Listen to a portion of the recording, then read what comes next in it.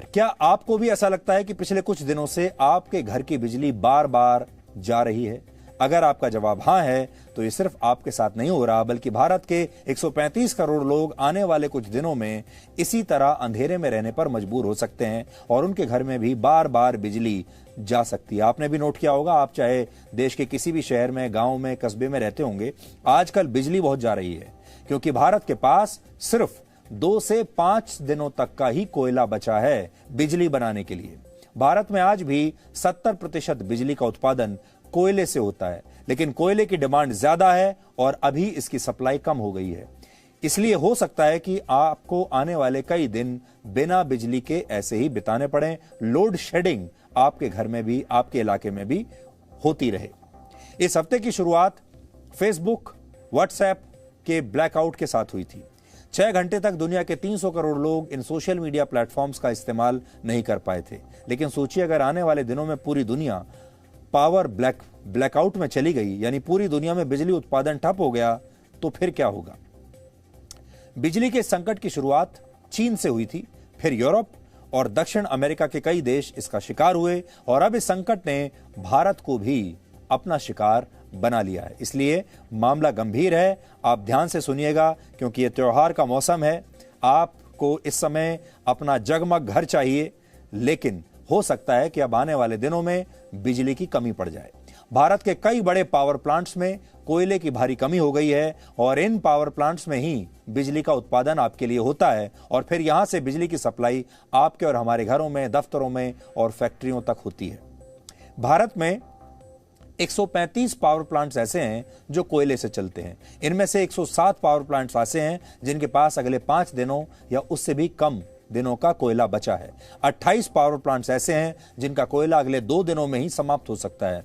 ये इस बुधवार तक के आंकड़े हैं जो हमें भारत की बिजली मंत्रालय के वेबसाइट से मिले हैं। शायद यही वजह है कि आपके घर और दफ्तर की बिजली आजकल बार बार जा रही है। फिलहाल सबसे खराब स्थिति उत्तर प्रदेश, जम्मू कश्मीर और लद्दाख की है। भारत के बिजली मंत्रालय ने भी साफ किया है कि यह संकट अगले 5 से 6 महीनों तक बना रहेगा, इसलिए लोगों को अभी से मानसिक रूप से तैयार रहना चाहिए। अब क्योंकि भारत में 70% बिजली का उत्पादन आज भी कोयले से होता है और कोयले की डिमांड ज्यादा हो गई है और सप्लाई बहुत कम। भारत की अर्थव्यवस्था कोविड से हुए नुकसान से तेजी से उभर रही है और मैन्युफैक्चरिंग जैसे सेक्टर्स में पहले के मुकाबले अब ज्यादा बिजली इस्तेमाल हो रही है क्योंकि मैन्युफैक्चरिंग बढ़ रही है, फैक्ट्रियों का उत्पादन बढ़ रहा है। बीच में सब रुक गया था, लेकिन जो पहिया अब रुक गया था अब वो तेजी से घूम रहा है। यहां तक कि बिजली की मांग कोविड के पहले वाले दौर से भी आज के दौर में ज्यादा हो गई है। अगस्त 2019 में भारत में बिजली की खपत 10,600,000 करोड़ यूनिट्स थी, जो इस साल अगस्त में बढ़कर 12,400,000 करोड़ यूनिट्स हो गई है। यानी कोविड से जो पहले की स्थिति थी उससे भी ज्यादा बिजली की खपत अब हो रही है। सिर्फ पिछले 2 महीनों में ही भारत में बिजली की खपत 17% तक बढ़ गई है। इससे साफ है कि भारत को पहले के मुकाबले अब और ज्यादा बिजली चाहिए और इसके लिए पहले से ज्यादा कोयला भी चाहिए। लेकिन इस समय इतना कोयला मिलना आसान नहीं क्योंकि भारत की तरह पूरी दुनिया की अर्थव्यवस्था ऐसे ही पटरी पर लौट रही है और फैक्ट्रियों में पहले के मुकाबले कहीं ज्यादा प्रोडक्शन होने लगा है। इस वजह से अंतर्राष्ट्रीय बाजार में कोयले की कीमत 40% तक बढ़ गई है। कोयला महंगा हो गया है, इसलिए कोयले के आयात पर असर पड़ा है और कोयला का आयात करना भी बहुत महंगा हो गया है। भारत में दुनिया का 4था सबसे बड़ा कोयला भंडार है, लेकिन भारत में भी कोयले का उत्पादन पहले के मुकाबले कम हो रहा है और पिछले महीने हुई भारी बारिश की वजह से कोयले के खदानों में ठीक से काम नहीं हो पाया और भारत का घरेलू कोयला उत्पादन घट गया और पावर प्लांट्स कोयला जमा नहीं कर पाए। आमतौर पर पावर प्लांट्स अपने पास कम से कम 2 हफ्ते तक का कोयला सुरक्षित रखते हैं क्योंकि पावर प्लांट्स का जो फ्यूल है, जो ईंधन है, वो ये कोयला है। लेकिन अब ज्यादातर पावर प्लांट्स के पास 1 हफ्ते का कोयला भी नहीं बचा है और बरसात की वजह से इसमें एक बहुत बड़ा काम में विघ्न डला है और बरसात की वजह से कोयला गीला भी हो गया है। भारत को इसका हल ढूंढना होगा क्योंकि इससे सिर्फ भारत के करोड़ों घर ही नहीं बल्कि वो भी अंधेरे में डूब जाएंगे, बल्कि इसका असर दफ्तरों और फैक्ट्रियों पर भी पड़ेगा और हो सकता है कि दफ्तरों और फैक्ट्रियों को कुछ समय के लिए शायद बंद भी करना पड़े। और अगर ऐसा हो गया तो भारत की अर्थव्यवस्था की जो हालत कोविड ने की थी वही अब कोयले की कमी से हो जाएगी। हालांकि भारत के पक्ष में सिर्फ एक बात इस समय है, और वो ये कि भारत में सर्दियां आने वाली हैं और आमतौर पर सर्दियों में भारत में बिजली की खपत कुछ हद तक कम हो जाती है। लेकिन फिर भी डिमांड और सप्लाई का अंतर शायद इतनी जल्दी कम नहीं होगा। तो आप ऐसे समझ लीजिए कि इस समय बिजली की डिमांड कहीं ज्यादा है और सप्लाई बहुत कम है। कोयले की भी डिमांड कहीं ज्यादा है पूरी दुनिया में, लेकिन सप्लाई कम है, इसलिए पूरी दुनिया में कोयला महंगा हो रहा है। लेकिन इस संकट में सिर्फ अकेला भारत ही नहीं, बल्कि पूरी दुनिया अलग अलग चुनौतियों का सामना कर रही है। ब्रिटेन में सैनिक ऑयल टैंकर्स को पेट्रोल पंप्स तक पहुंचा रहे हैं, यानी हालत ऐसी आ गई है कि आर्मी की मदद लेनी पड़ी है, क्योंकि वहां इन टैंकर्स को चलाने वाले ड्राइवर्स ही नहीं बचे। ड्राइवर्स की वहां पर बहुत भारी कमी हो गई है। बाकी के यूरोप में महंगाई पिछले 13 वर्षों के मुकाबले सबसे ऊंचे स्तर पर है। चीन में भी कोयले की कमी की वजह से कई फैक्ट्रियां बंद हो चुकी हैं और दक्षिण अमेरिका में बिजली का अभूतपूर्व संकट पैदा हो गया है। अब आप सोच रहे होंगे कि ऐसा क्या हो गया अचानक कि ये सभी देश बिजली संकट से संघर्ष कर रहे हैं। इसके लिए कोरोना के बाद तेजी से सुधरती अर्थव्यवस्था सबसे बड़ी जिम्मेदार है। वर्ष 2020 में पूरी दुनिया में फैक्ट्रियां, ट्रांसपोर्ट, दफ्तर सब बंद थे, इसलिए ऊर्जा की डिमांड घट गई और ज्यादातर देशों ने कोयले और तेल का उत्पादन भी कम कर दिया था, क्योंकि इनके खरीदार ही नहीं बचे थे। आपको याद होगा तब तेल भी सस्ता होने लगा था, लेकिन फिर वैक्सीन उपलब्ध हो जाने के बाद आर्थिक गतिविधियां अब फिर से शुरू हो गई और ऊर्जा की डिमांड तेजी से बढ़ने लगी, लेकिन इसकी सप्लाई उतनी तेजी से बढ़ी नहीं। और इसकी दूसरी वजह यह है कि दुनिया के कई देश अब कार्बन एमिशन को कम करने की कोशिश कर रहे हैं और ग्रीन एनर्जी की तरफ बढ़ रहे हैं, लेकिन इसके लिए सही रोड मैप नहीं बनाया गया और जल्दबाजी की वजह से पूरी दुनिया में यह ऊर्जा संकट पैदा हो गया। क्योंकि अब सब ग्रीन एनर्जी की जब बात कर रहे हैं, ग्रीन एनर्जी में कोयले का इस्तेमाल नहीं होता, क्योंकि जब तक आप कोयले का इस्तेमाल करते रहेंगे तब तक आप जो है अपने इस उद्देश्य को हासिल नहीं कर पाएंगे। इसलिए बड़ी संख्या में जो देश हैं वो अब कोयले के इस्तेमाल को कम कर रहे हैं। चीन इसका सबसे बड़ा उदाहरण है। चीन अपने देश में कार्बन एमिशन में कटौती के लक्ष्य को जल्द से जल्द हासिल करना चाहता है, इसलिए उसने कोयले के इस्तेमाल पर अब कई तरह के प्रतिबंध लगा दिए और आज चीन के करोड़ों घर अंधेरे में डूबे हुए हैं। यूरोप में पर्यावरण को नुकसान न पहुंचाने वाली रिन्यूएबल एनर्जी का उत्पादन दो तरीकों से होता है। पहला है उत्तरी सागर से उठने वाली हवा और दूसरा है नॉर्वे के वाटर रिजर्वॉयर यानी वहां के जलाशय।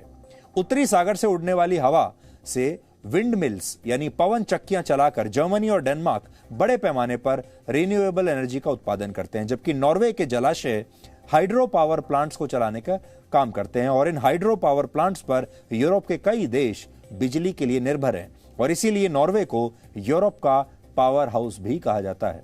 लेकिन जलवायु परिवर्तन की वजह से अब उत्तरी सागर से उठने वाली हवा बंद हो गई है और नॉर्वे के बड़े बड़े जलाशय भी सूखने लगे हैं, इसलिए यूरोप में भी बिजली का भारी संकट है। सर्दियां आते ही यूरोप में बिजली की मांग बढ़ जाती है, क्योंकि वहां घरों को गर्म रखने के लिए वहां पर सेंट्रलाइज्ड हीटिंग सिस्टम चलाना होता है, हीटर्स चलाने होते हैं, जिसके लिए बिजली की जरूरत पड़ती है। हमारे यहाँ तो सर्दियों के दिनों में मौसम में बिजली की खपत कम हो जाती है, क्योंकि हमारे यहाँ एयर कंडीशनर्स बंद हो जाते हैं। लेकिन यूरोप में इसका उल्टा है, जो ठंडे देश हैं। अब परेशानी यह है कि अगर यूरोप चाहे भी तो वो कोयले से बनने वाली ऊर्जा को वापस अपना नहीं सकता। एक बार कोयले को टाटा बाय बाय कह दिया तो वापस कोयले के पास कैसे जाएं, क्योंकि यूरोप के पास पर्याप्त कोयला भंडार है ही नहीं। रशिया यूरोप का सबसे बड़ा एनर्जी सप्लायर है, लेकिन रशिया ने साफ कह दिया है कि यूरोप ने ग्रीन एनर्जी अपनाने में बहुत जल्दबाजी की और इसलिए अब वो यूरोप को एनर्जी की सप्लाई भी नहीं करेगा। Тронутой природы. Внедрять никто серьезно к этому не относится. Кто-то спекулирует на проблемах климатических изменений, кто-то недооценивает чего-то, кто-то начинает сокращать инвестиции в добывающие отрасли. तो पूरी दुनिया कोयले को टाटा बाय बाय कहने की जल्दबाजी में थी और उन्होंने ऐसा कर भी दिया, खासतौर पर यूरोपीय देश, और अब वो पछता रहे हैं, क्योंकि जो उन्होंने सोचा था स्थिति वैसी हुई नहीं। बिजली का ऐसा ही संकट दक्षिण अमेरिका के देशों में भी है। वहां 60% बिजली की सप्लाई हाइड्रो पावर प्लांट्स के जरिए होती है, जिनमें बड़े बड़े डैम से निकलने वाले पानी का इस्तेमाल होता है। लेकिन वहां कई देशों में इस साल सूखा पड़ा और ये डैम्स सूख गए। अब डैम्स तो सूख गए तो फिर एनर्जी कैसे बचे? कैसे बने, और कोयला उनके पास है नहीं। पराना दक्षिण अमेरिका की दूसरी सबसे बड़ी नदी है, लेकिन इस नदी का जलस्तर पिछले 77 वर्षों के मुकाबले इस समय सबसे कम है, और इस सूखे की वजह से दक्षिण अमेरिका के सबसे बड़े देश ब्राजील में भी बिजली का जबरदस्त संकट पैदा हो गया है। कुल मिलाकर पूरी दुनिया कोयले और तेल की कमी, महंगाई और आर्थिक गतिविधियों में रुकावट का इस समय सामना कर रही है। यूरोप में नेचुरल गैस की कीमतें 400% तक बढ़ चुकी हैं। पूरी दुनिया में तेल की कीमतें पिछले 3 वर्षों के मुकाबले इस समय सबसे ज्यादा हैं, और यही वजह है कि भारत के कई राज्यों में अब 1 लीटर पेट्रोल की कीमत 100 रुपए के पार जा चुकी है। इसका असर हर देश के आम आदमी पर पड़ता है।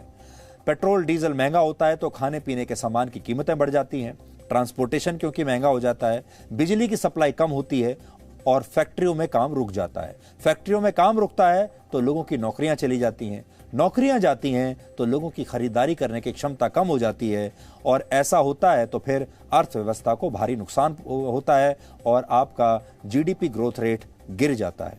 इस पूरी कहानी का सबक यह है कि किसी एक चीज पर निर्भरता और फिर उससे तुरंत छुटकारा पाने की जल्दबाजी दोनों ही भारी पड़ती हैं। भारत समेत दुनिया के तमाम देश अब कार्बन एमिशन को कम करना चाहते हैं और ऊर्जा के ज्यादा साफ सुथरे सोर्सेज का इस्तेमाल करना चाहते हैं पर्यावरण को बचाने के लिए।